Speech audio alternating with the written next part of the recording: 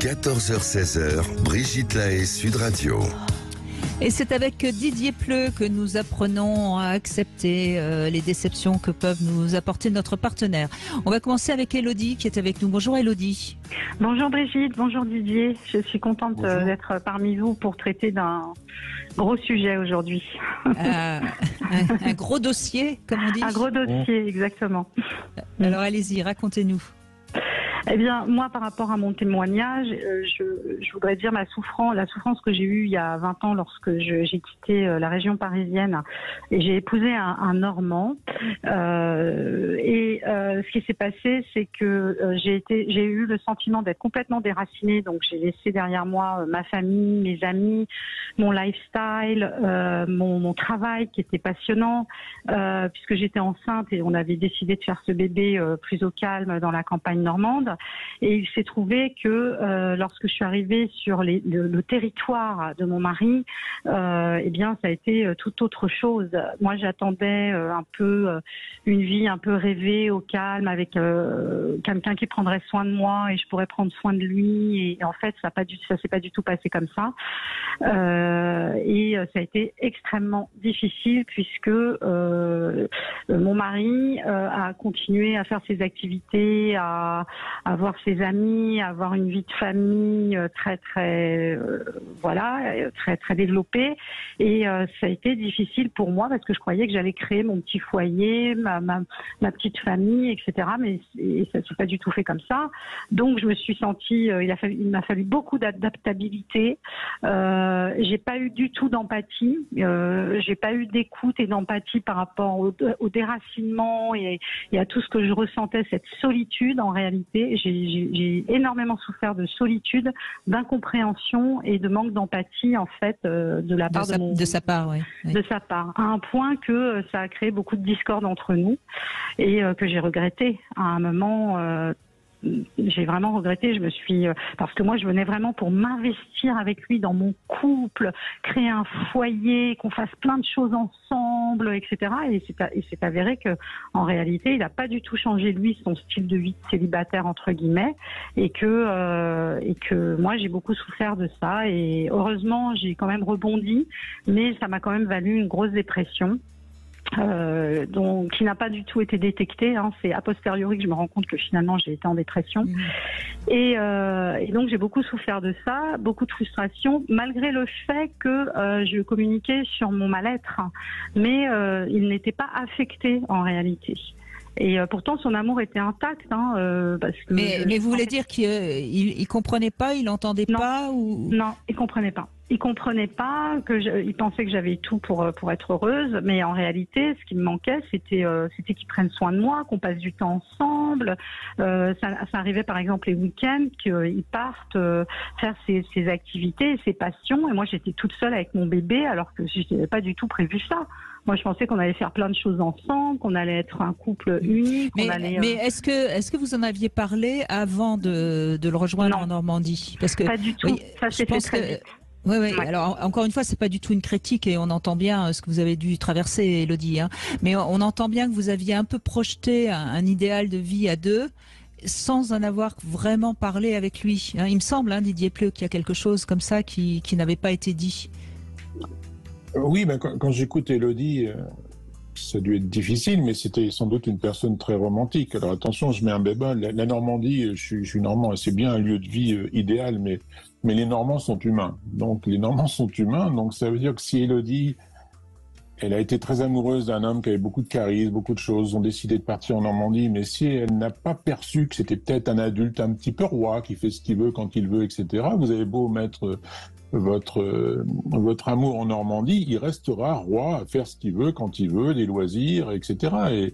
Et s'il manquait d'empathie, eh ben effectivement, c'est pas dans la relation amoureuse qu'on s'aperçoit du manque d'empathie de l'autre, puisqu'on voit tout en soleil, mais c'est après, quand on est effectivement avec un enfant, quand on veut, et là on se rend compte, il m'écoute pas, il continue à faire ses activités comme s'il était célibataire, et c'est là qu'on devient irrationnel, c'est-à-dire on tient plus compte de la réalité, on se dit mais c'est pas normal, on aurait dû construire quelque chose de beau, de tout ce qu'on s'aimait, ça aurait dû marcher, non.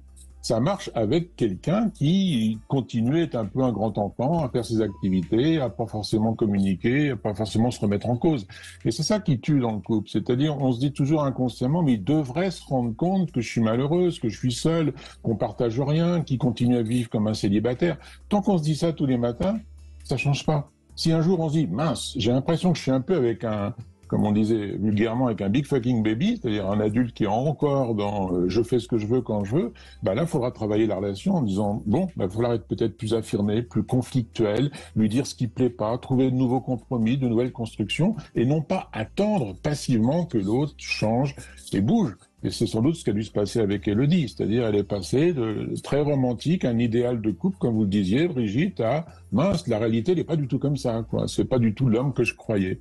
Mais c'est pas grave, c'est jamais l'homme ou la femme que l'on croit. Mais est-ce qu'on peut à un moment donné, quand ça dysfonctionne, dire, écoute, ta réalité me plaît pas trop, ça correspond pas à la mienne, est-ce qu'on peut en causer? C'est pas grave.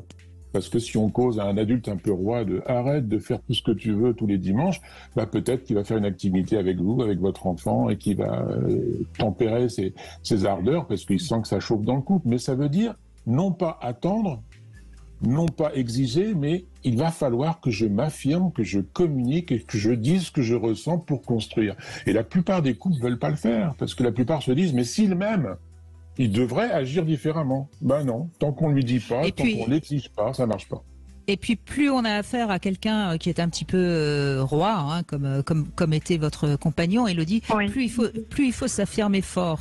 Et évidemment, quand on vient d'être maman, qu'on est encore jeune et qu'on est très romantique, c'est pas facile de s'affirmer fort. Effectivement, ça a été difficile, mais figurez-vous que j'ai pris une sacrée revanche. Oui, et 22 ans plus tard, on est toujours ensemble et notre couple a trouvé son fonctionnement, mais en réalité, il y a un gros décalage entre ce que j'attendais moi du couple et ce qu'on est en train de vivre aujourd'hui. Mais alors, je vous la fais courte. En réalité, ce qui s'est passé, c'est que moi, j'ai pété un câble dans le nord de la France, j'en pouvais plus du climat, etc.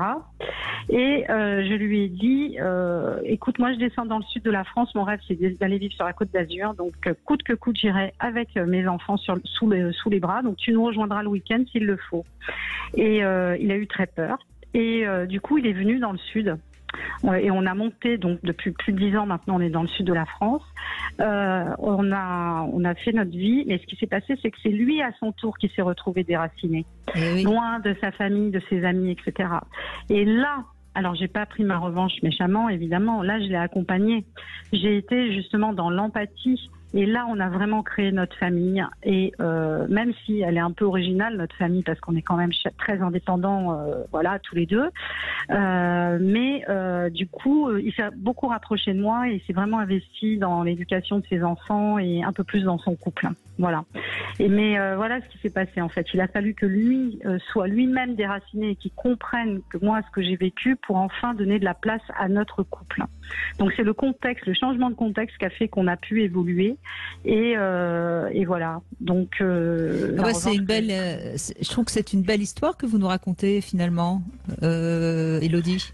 Oui, c'est une belle histoire qui a été très douloureuse, pleine de rebondissements, mais au final, ça nous a énormément rapprochés. C'est-à-dire qu'on a vraiment traversé des choses difficiles, mais on a toujours rebondi dans la communication, etc. Et même si encore aujourd'hui l'empathie n'est pas toujours là. Ah oui. C'est difficile quand même, mais on arrive quand même à trouver notre équilibre et il y a quand même beaucoup d'amour entre nous. Donc voilà. Ça semble être le cas puisque vous êtes toujours ensemble. Mais est-ce que avec le recul, il a compris ce que vous avez pu vivre quand c'est ça qui est intéressant. Il a tout à fait compris. À demi-mot, c'est-à-dire qu'il a du mal peut-être à l'avouer, mais j'ai senti plusieurs fois qu'il se sentait déraciné dans le sud. Et j'ai bien senti que parfois il se rapprochait énormément de moi en réalité. Hein. Il se rapprochait plus de nos enfants, de nous, de notre foyer. On faisait beaucoup plus de choses ensemble. J'ai senti que, parce qu'il n'avait pas trop le choix non plus, voilà, comme il était loin des siens et de ses amis, c'était voilà. douloureux et compliqué.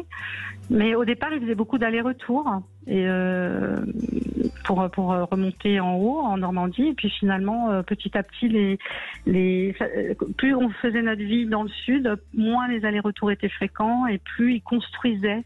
Voilà. Je pense qu'aujourd'hui, on est pas mal. On est pas mal du tout. Mais il a fallu quand même traverser tout ça. Et ça, je vous parle de ça sur une dizaine d'années. Hein. Ça fait plus de 20 ans qu'on est ensemble. Donc ça a quand même duré presque 20 ans, enfin 15 ans, on va dire. Mais ce qui est positif, je trouve, en fait, Didier Pleu, dans ce premier témoignage, c'est que Élodie, quelque part, malgré tout, elle n'a pas rejeté son compagnon. Elle a tout doucement pris la capacité à s'affirmer et puis à aller vivre là où elle avait envie de vivre. Moi, je trouve que c'est un beau témoignage pour commencer cette émission. Oui, c'est un beau témoignage parce que ça montre bien qu'effectivement, si on reste dans l'attente de comment l'autre devrait fonctionner, ça peut durer longtemps. Elle aurait pu rester 50 ans en Normandie et il serait resté avec sa famille, ses amis, ses loisirs sans rien bouger. Elle a pris ce qu'on appelle une attitude conflictuelle, pas forcément agressive, conflictuelle. Je vais le déséquilibrer. Et en fait, elle lui a enseigné une belle leçon de réalité, en gros. Tu sais pas ce que c'est que d'être dépaysé, d'être déraciné, on va aller dans le sud. Tu vas quitter tes amis, tu vas quitter ton loisir, tu vas quitter ta routine. Et c'est la seule façon, quand on a un conjoint ou une conjointe un peu roi ou un peu reine, de les déséquilibrer. C'est-à-dire, écoute, on est mis devant le fait accompli, mais c'est à vous de dire que Élodie, elle a dû avoir du courage, elle a dû passer de son romantisme un peu, je sais pas quoi, Emma Bovary, nostalgie, etc., en se disant, mais il faut que je prenne le truc par les... Faut que je prenne le problème à part entière, et donc j'y vais, quoi. Donc, sans doute qu'elle a dû avoir peur, est-ce qu'il va rompre, est-ce qu'il va exploser en vol? Non, elle a vu que c'est l'inverse. Quand on est conflictuel et qu'on frustre l'autre qui est dans son principe de plaisir, il se construit. Il n'est pas très empathique. On va lui faire une leçon d'empathie. Et je crois qu'Élodie, elle nous a donné une très bonne leçon pour introduire l'émission, effectivement. Exactement. Merci beaucoup, Élodie. On va faire une petite pause et on retrouve notre Sexy News Philippe Hoffman qui va nous parler du sommeil des ados.